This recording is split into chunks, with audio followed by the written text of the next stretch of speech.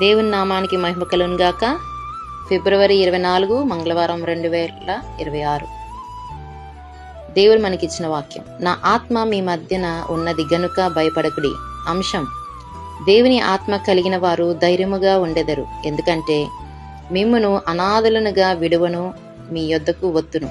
ఏలయనగా మరలా భయపడుటకు మీరు దాస్యపు ఆత్మను పొందలేదు గాని దత్తపుత్రాత్మను పొందితిరి. ఆ ఆత్మ కలిగిన వారమై మనము అబ్బా తండ్రి అని మొరపెట్టుచున్నాము.